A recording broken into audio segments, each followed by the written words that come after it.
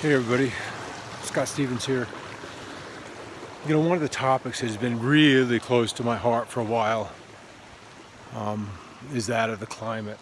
The climate, the weather, all these geophysical processes that we all have to live in every single day, every hour. I've chosen to come outside, what I've worn or not worn, because of the weather. And there's some interesting discussions going on in the community that the weather is not the climate, the climate's not the weather. Both are true and both aren't true. The climate constitutes the weather, and then the weather ultimately, over a long enough time frame, creates the climate. She thinks we're going home. We're going to go up the hill. She's going to have to make a decision. Come on, Stell.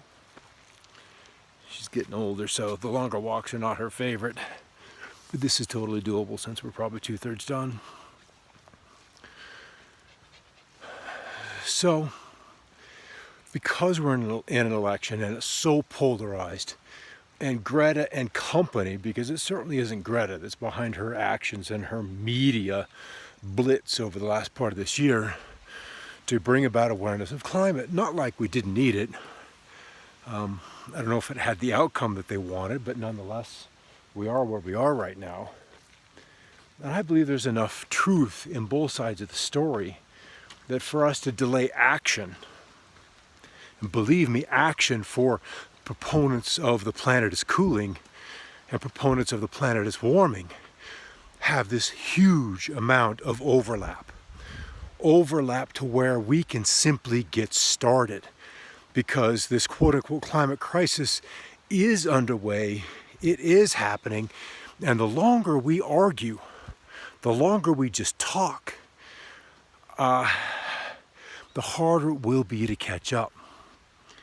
What I think we should do is not necessarily nationalize, but let become public all research, all climate research, all climate models, because they've been so sequestered in certain smaller groups of grad students and professors, those that get the money, that are using that funded money, that granted money, to come up with a paper, to look at global warming or climate change with a certain viewpoint. They're given a check. 2-3 years later, they come back with a report. People that funded it are thrilled. It says this, this, and this. Thank you. That's exactly what we wanted you to say. And they're given a pat on the back, an award, or a whole lot of publicity so they can go to somebody else's handout and replicate their work, meaning do what they're asked to do, which in my eyes isn't science. It's not research. It's just a dog and pony show. So what I would like to see is all of this across the continents, from Russian, from European, from the UK, from South America, from Japan, from Australia, from the States. Let's have a Congress. Let's share our information. And because we have something so amazing called a return button on the computer that can send data, can send letters, can send correspondence, like that, we can share the work we've already done. And it's fascinating how many studies get pulled back, edited, commented, or left with an asterisk after it's gone out beyond peer review. Peer review is almost a guarantee of an unquestioning echo chamber. It's had its purpose, it's had a lifespan, but it's now time to extend that to global eyes. The issue is too important. The crises we face in the next 3 years, we haven't yet begin to comprehend, because yes, weather is not climate, but we have and are having, and I'm seeing even this year, outlier events. We can see a location, let's just say Fargo, North Dakota. They're kind of far north, but we're growing corn. We're growing a lot of corn because that's where the market demand is. Corn syrup, ethanol, silage, food for livestock, so forth and so on. We grow a lot of corn. But last October, cold came early. A lot of cold came early. And satellite imagery by December had revealed that 15% of North Dakota's corn crop was still standing in the field. It couldn't be brought into harvest. The farmers couldn't make good on their investment in the land, in the seed. So something is changing, and that kind of abandoned harvest happened for potatoes in Idaho, happened for a lot of grains as you move into the Canadian prairies. And I think those Canadian prairies are going to be at great risk for being returned to what its use was for prior to colonization. And I use that term knowingly, which is grassland and the raising of meat, because that's what can survive in that climate. And that's what mankind lived on in times where the climate was cold. If that's not an option, and that's distasteful, then what we have to do are build greenhouses. Massive, massive greenhouses. That needs to be priority number one. We'll use oil and gas while we have it, but we're going to transition to other energy sources. Not necessarily wind and solar, but we've got other incredible technologies that have been hidden for too long. Honestly, too long. And those will become available. And then greenhouses. Then as far south or far north, if you want to look at it that way, Nebraska, we've got examples of citrus growing. We can do that. And we can insulate our crops from the kind of climate changes that are already here. They're already here. So I think our first step is opening up the data, decentralizing the weather models, the climate models. They're just barely adequate.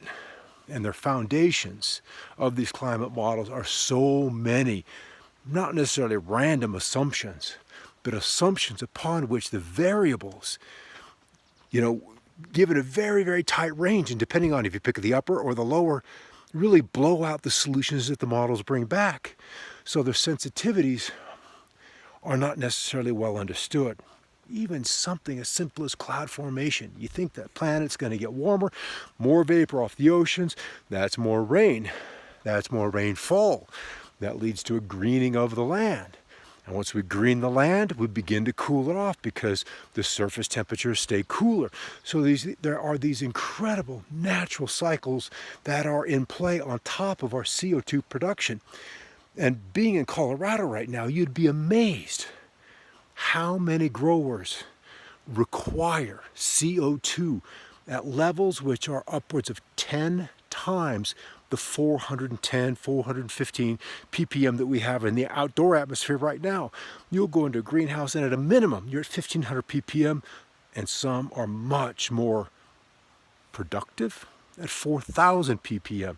And through the history of Earth, carbon dioxide varies. And if the planet warms, the CO2 level goes up. Period. They're inexorably intertwined. So I think we decentralize climate modeling and let it become a global priority. Not in banishing oil and gas. Their days are numbered anyway. And it's just as well it be cheap while we do our transition. So let's let that stand. And the cheaper the oil, the less incentive there is to explore, say, the Arctic, to continue to frack Colorado, Wyoming, Oklahoma, Texas, Mexico, going into England and fracking, or the oil sands project up in northern Alberta. That, to me, when you look at that from space, is kind of atrocious. It's truly an atrocious that mankind has had to go to that kind of extreme to fund its hunger for petroleum. But I still think CO2 obviously has its place in the climate cycle. Long after mankind is off this planet, it was certainly in place long before we arrived. So it's going to be impossible to decarbonize the economy. And I think in a given 10-year time, we'll even look at the concept of that and we'll probably just chuckle. All right, that's probably it for this little 0 hour comment, because we're there. We've got to make a decision. And I don't know whether Biden or Trump are capable of making that kind of a decision. I don't think Biden may have been smart enough at one point in time, but he certainly isn't now. And Trump, it's just not a priority. It's just not a priority. He's interested in other things. So I think we kind of need to take this upon ourselves, because if they're not going to do it,